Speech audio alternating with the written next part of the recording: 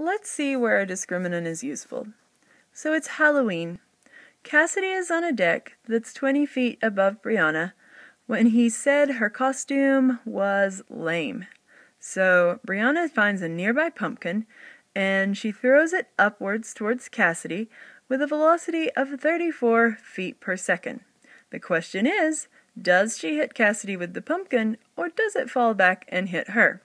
So here we have Brianna, and Cassidy is on the deck in a red costume, and Brianna has just thrown a pumpkin upwards with a velocity of 34 feet per second.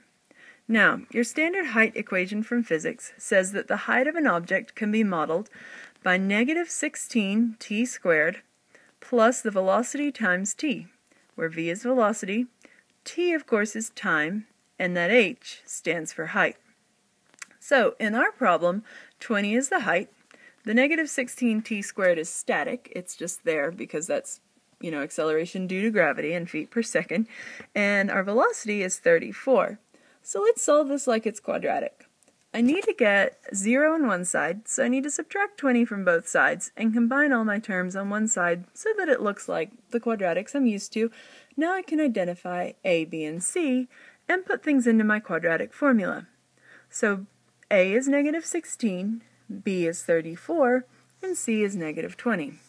So in this problem, we have negative 34 plus or minus the square root of 34 squared minus 4 times negative 16 times negative 20, all divided by 2 times negative 16.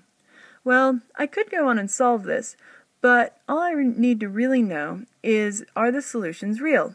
Because if the solutions are not real, then obviously the pumpkin never got 20 feet, and the problem is moot, like it just didn't happen, the pumpkin does not hit Cassidy. So let's look at the discriminant only. I go to the next step in my quadratic equation, and I see that there's a negative 124 under the radical.